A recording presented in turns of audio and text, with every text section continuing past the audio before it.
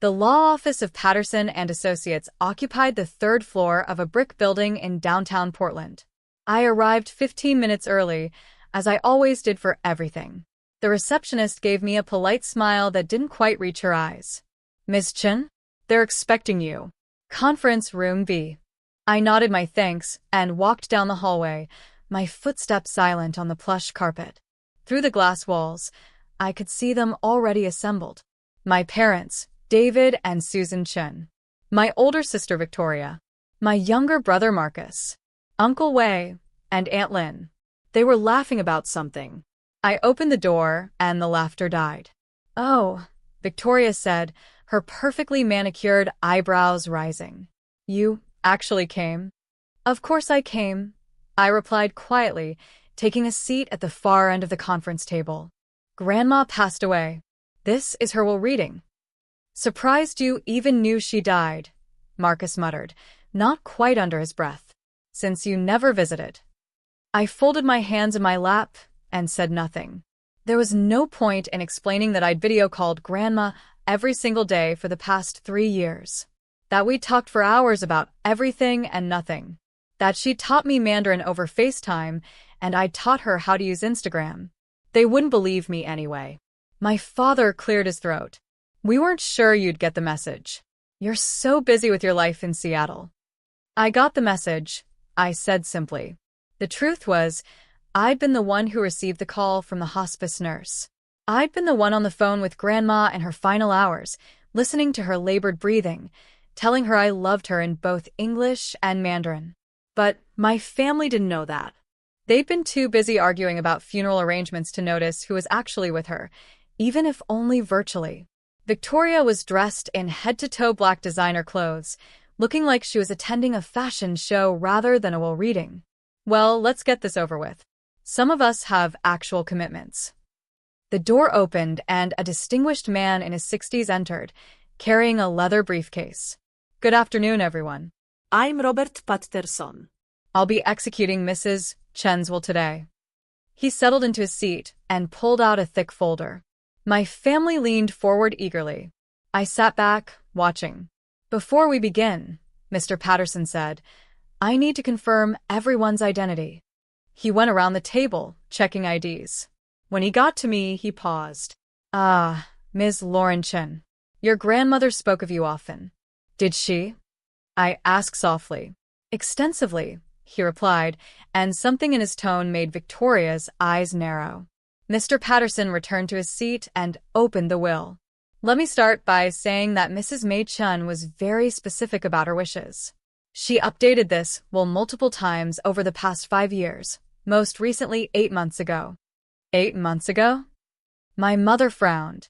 She was already quite ill by then. "She was," Mr. Patterson agreed. "But she was of completely sound mind. I have medical certification to that effect from 2 independent physicians." Victoria waved her hand impatiently. "Can we just get to it? What did she leave to whom?" Mr. Patterson gave her a cool look. "Very well. Mrs. Chen's estate consists primarily of real property, specifically 9 rental properties in the Portland area, with a combined assessed value of approximately $4.2 million. The room went silent. I'd known about the properties, of course. Grandma had told me about each one, sharing stories of how she and Grandpa had built their portfolio from nothing, 2 immigrants working 3 jobs each to buy their first duplex in 1975. 9 properties. My father breathed. "I knew about 5, but 9? Your mother was a shrewd businesswoman," Mr. Patterson said.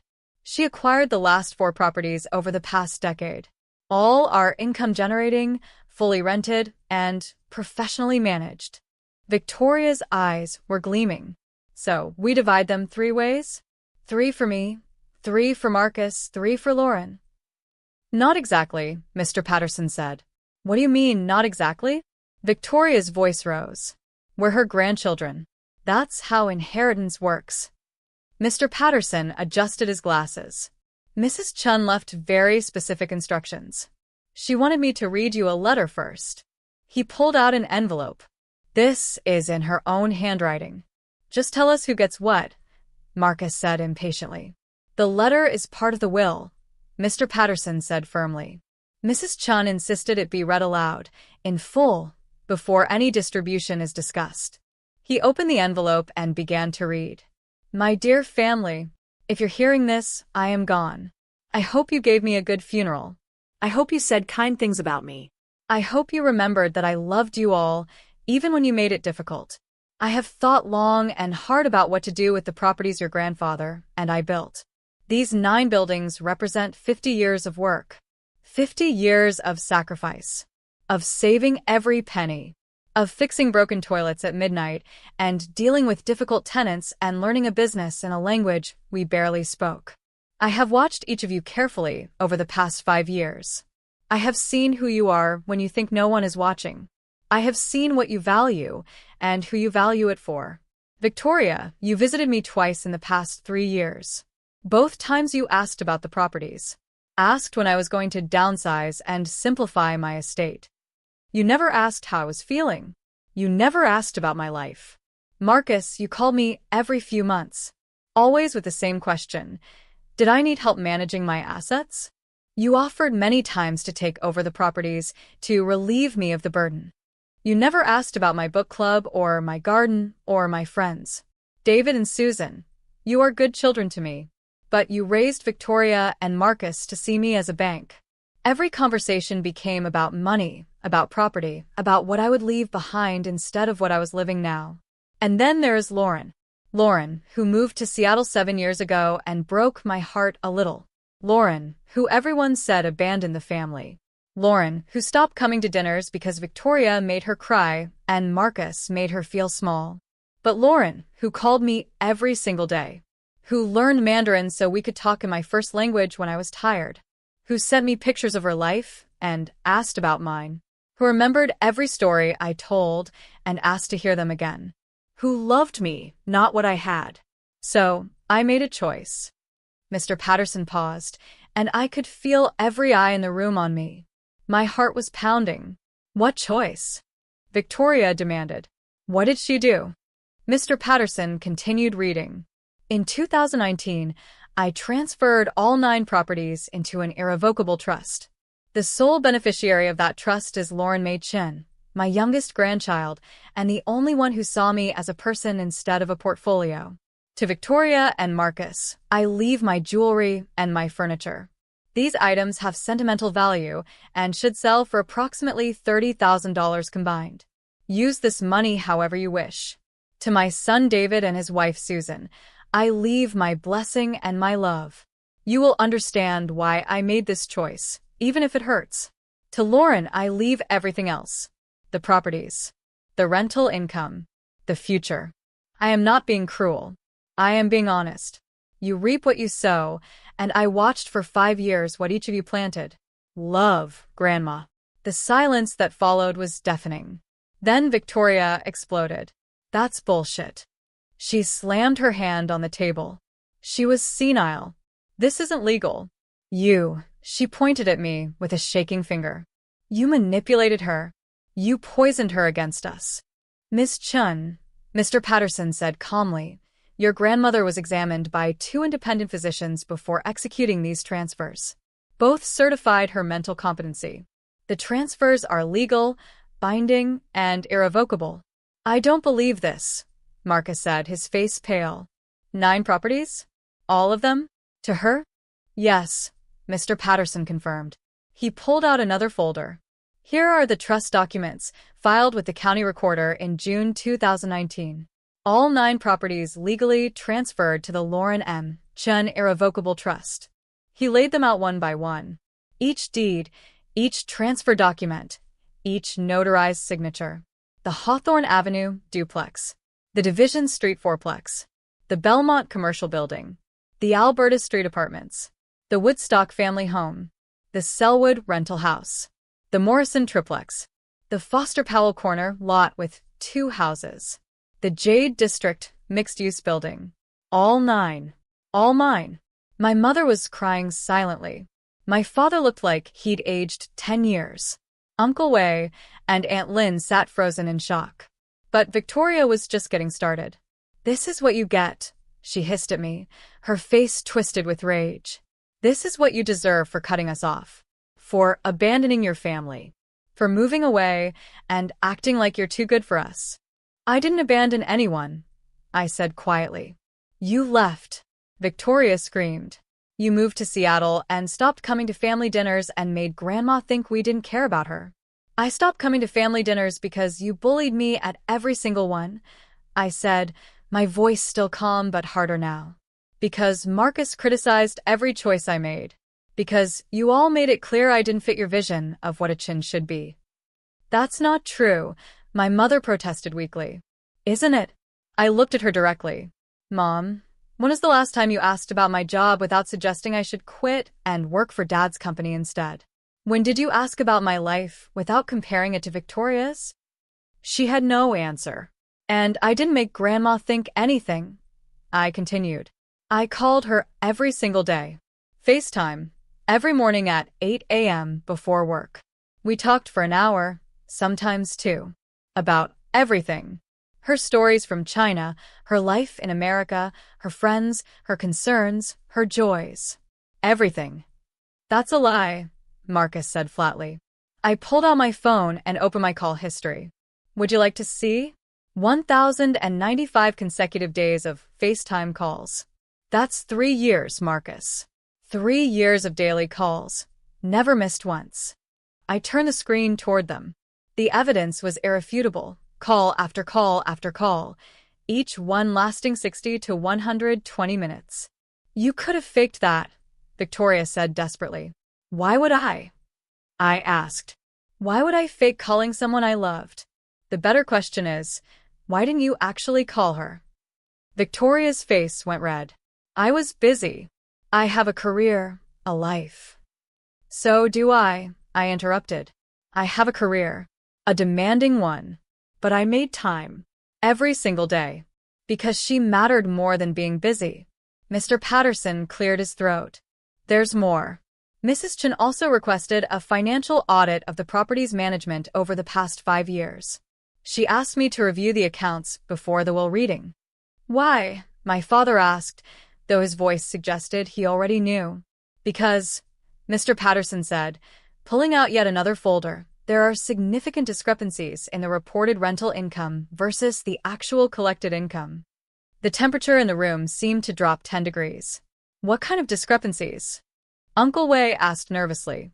The 9 properties generate approximately $14,500 in monthly rental income, Mr. Patterson said. That's $174,000 annually.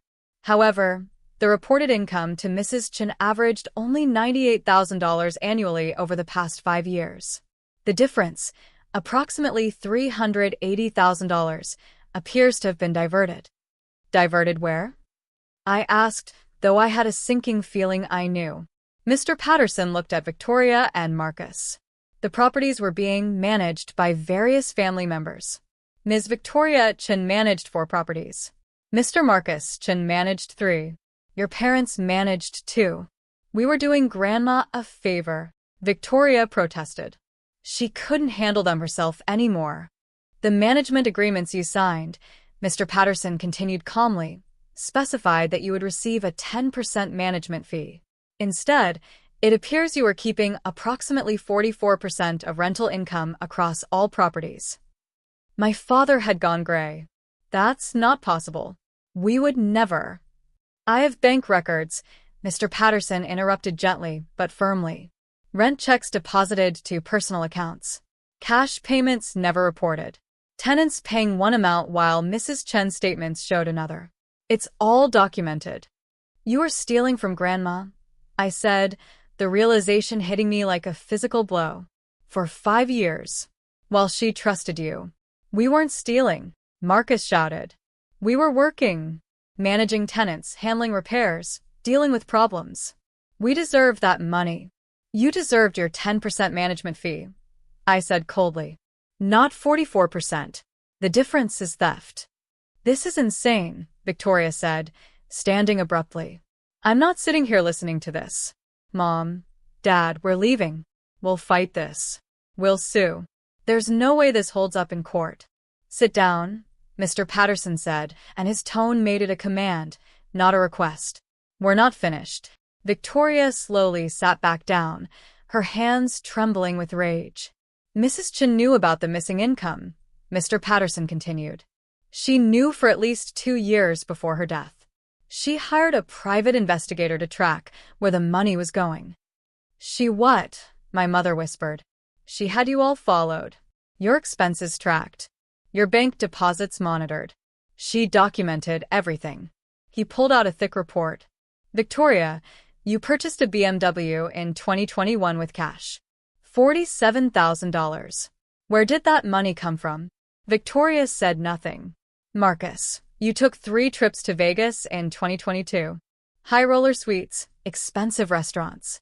Total expenses approximately $35,000. On a salary of $52,000 per year, how did you afford that? Marcus stared at the table. David and Susan, you renovated your kitchen last year. Top-of-the-line appliances, custom cabinets. The contractor's invoice was $78,000. You told your friends you'd been saving for years, but your bank records show no such savings. Instead, they show regular cash deposits that match the missing rental income from the 2 properties you managed. My mother was openly crying now. My father looked like he might be sick. Grandma knew, I said softly, understanding washing over me. She knew everything, and she was gathering evidence. For what purpose? Uncle Wei asked quietly. Mr. Patterson looked at me. Mrs. Chen left instructions. She said if the family accepted the will gracefully, we would say nothing about the financial irregularities. But if anyone contested the will or made accusations against Lauren, I was to turn all evidence over to the authorities and recommend criminal prosecution for embezzlement. The room went dead silent. You're blackmailing us, Victoria said, her voice shaking. No, I said. Grandma is protecting me. From beyond the grave. Mr. Patterson nodded. Mrs. Chen was very clear. She said her family had a choice. Accept the will with grace, or face the consequences of their actions. There is no third option. This isn't fair, Marcus said weakly. Fair? I repeated, my voice finally showing anger. You stole from an elderly woman for 5 years. You treated her like a bank account. You ignored her until you wanted something. And you have the audacity to talk about fair? We're still family, my mother pleaded. Lauren, please. Don't let it end like this. I didn't end anything, I said, standing up. You all did. Years ago. When you made it clear I didn't matter unless I conformed. When you criticized every choice I made. When you made family gatherings so toxic, I had to leave for my own mental health. We didn't mean, she started. Yes, you did, I interrupted. You meant every word. Every comparison to Victoria.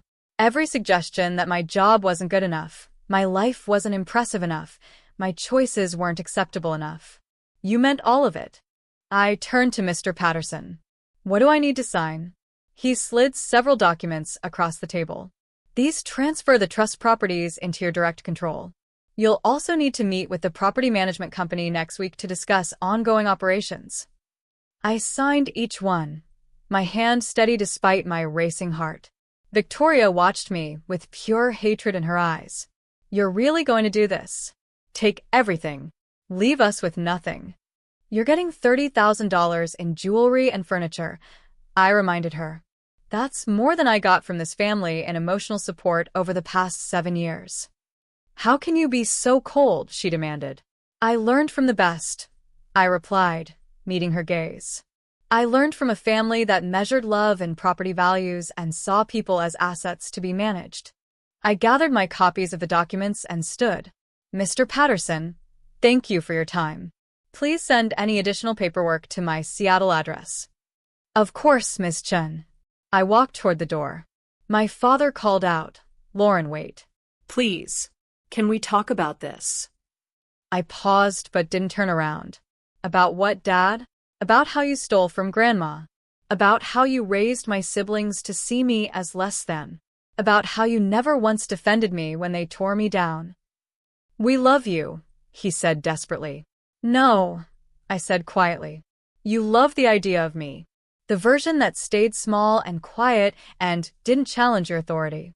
The daughter who would have accepted being cut out of Grandma's will without question. But you don't love me. You never bothered to know me well enough to love me. I opened the door and walked out. Behind me, I heard Victoria scream something, heard my mother sob, heard chairs scraping. But I didn't look back.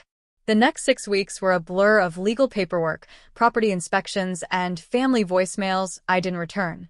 Victoria tried to contest the will anyway, despite Mr. Patterson's warning.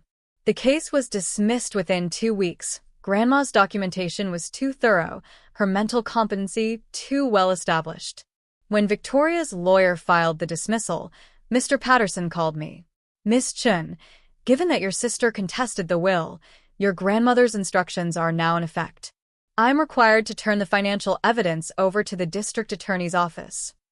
I sat in my Seattle apartment, looking out at the rain, thinking about Grandma. Do you have to? Those were her explicit wishes, yes. I closed my eyes. Then do it. She earned the right to decide this, even after death. The investigation moved quickly. Bank records don't lie, and Grandma's PI had been thorough. Within a month, Victoria, Marcus, and my parents were all charged with embezzlement. The amounts were significant enough that prison time was possible. Victoria called me from her lawyer's office, crying and begging. I listened to the voicemail once, then deleted it. Marcus sent emails, angry ones, desperate ones, apologetic ones. I blocked his address. My parents tried a different approach. They showed up at my apartment in Seattle. I almost didn't answer the door. But something, maybe curiosity, maybe a last shred of hope, made me open it. They looked terrible. My mother had aged years and weeks. My father's hands shook as he held his hat. Can we come in? He asked. I should have said no. But I stepped aside and let them enter. We sat in my living room in awkward silence. Finally, my mother spoke. We're sorry. For everything. For how we raised Victoria and Marcus. For how we treated you.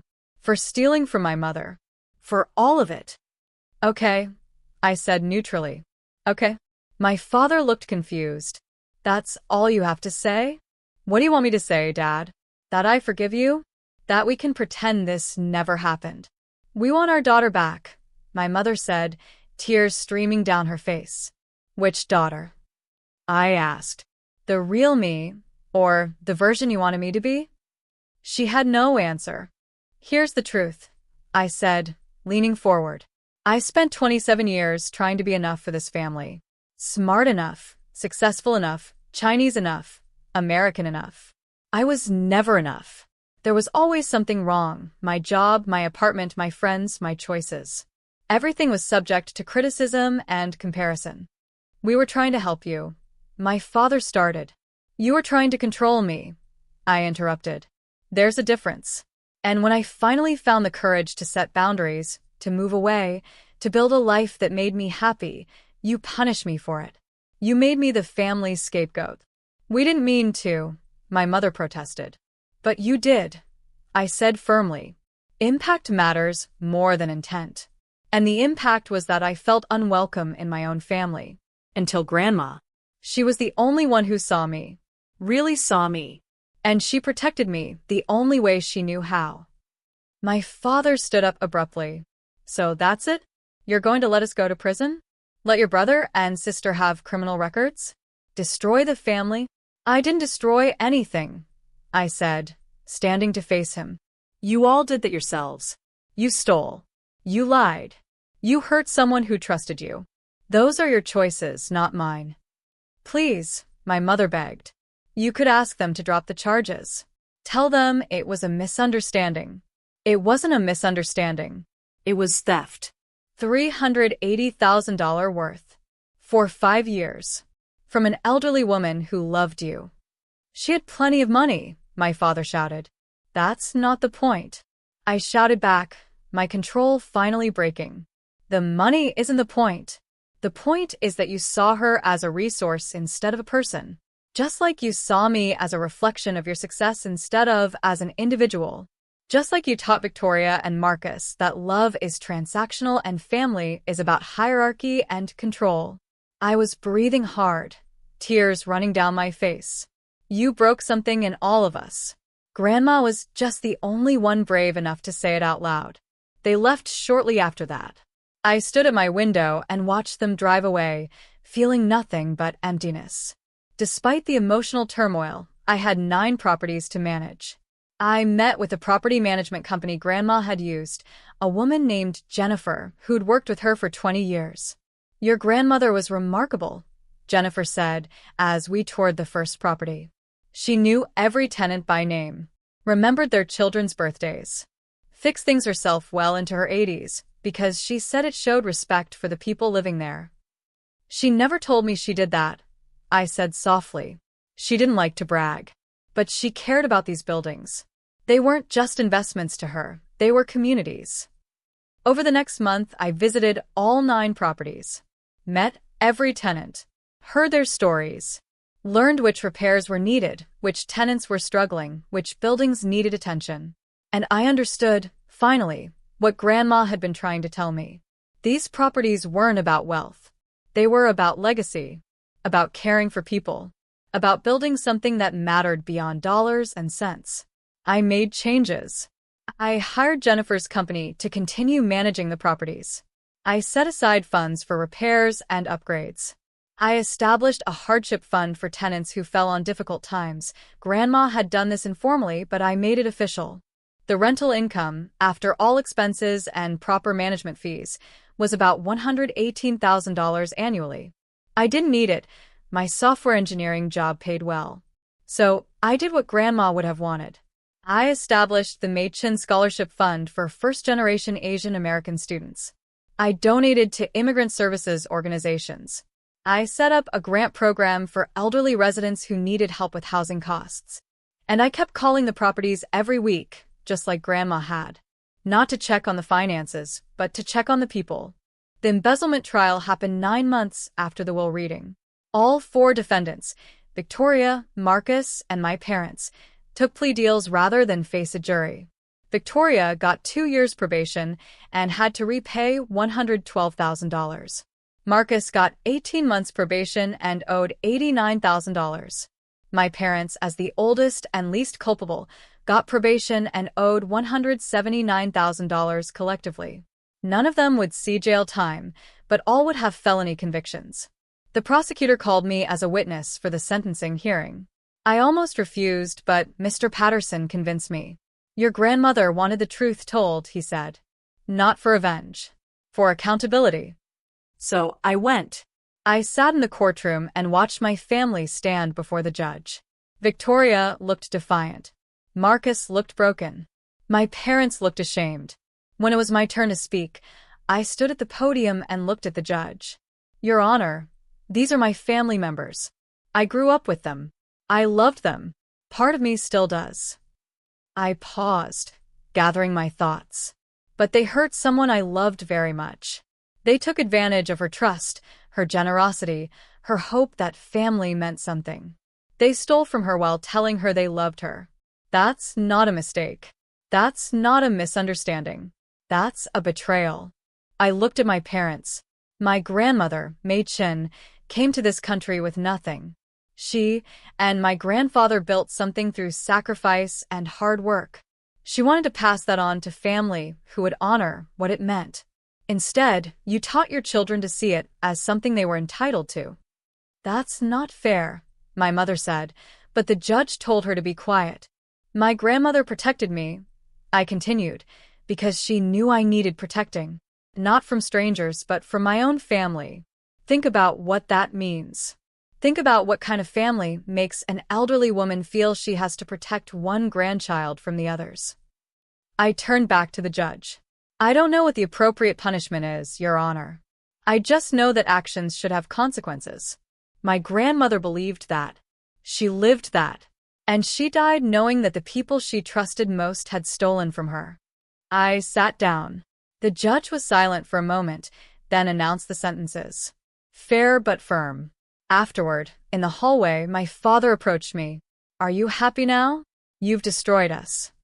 No, Dad, I said tiredly. I'm not happy. And I didn't destroy anything. You made choices. You're facing consequences. That's not destruction. That's accountability. We'll never forgive you for this, Victoria hissed as she walked past. I know, I said. I'm okay with that. And I was. For the first time in my life, I was genuinely okay with my family's disapproval. I stood in front of the Hawthorne Avenue duplex, the first property Grandma and Grandpa had bought in 1975. It was freshly painted, the garden meticulously maintained, the tenants happy. Jennifer stood beside me. Your grandmother would be proud. I hope so, I said. I know so. You've honored what she built. You've cared for her tenants. You've made these properties about people, not profit. My phone buzzed. A text from an unknown number. This is Marcus. I know you probably won't respond, but I wanted you to know I've been going to therapy, working through a lot of stuff about family, money, values. I'm not asking for anything. Just wanted you to know I'm trying to understand why I did what I did. Why we all did. Maybe someday we can talk. No pressure. I stared at the message for a long time. Then, I typed a response. I'm glad you're in therapy. I am too. Maybe someday we can talk. But not yet. I need more time. I sent it and put my phone away. Good news? Jennifer asked. Maybe, I said. Someday. Maybe. We walked through the property together, and I felt Grandma's presence in every corner. In the careful maintenance. In the respect for tenants. In the understanding that buildings are just structures. It's the people inside them that make them homes. That night, I sat in my Seattle apartment and wrote in the journal my therapist had recommended. Dear Grandma, it's been a year since the will reading. A year since everything changed. I'm managing your properties now. Taking care of the tenants. Honoring what you built. I understand now why you did what you did. You weren't being cruel. You were being honest. You were teaching all of us a lesson. Even though it hurt. Victoria and Marcus are rebuilding their lives. Mom and Dad are trying to make amends, though I'm not ready to let them yet. Maybe someday. But mostly I want to say thank you. For seeing me. For protecting me. For loving me enough to give me not just your properties, but your validation. For proving I wasn't crazy. That my feelings were valid. That I deserved to be treated with respect. You gave me more than real estate, Grandma. You gave me permission to set boundaries. To demand better. To know my worth. I miss you every day. But I feel you in these buildings. In the tenant smiles. In the knowledge that love isn't about control. It's about seeing someone clearly and loving them anyway. Thank you for seeing me clearly. Thank you for loving me anyway. Your granddaughter, Lauren.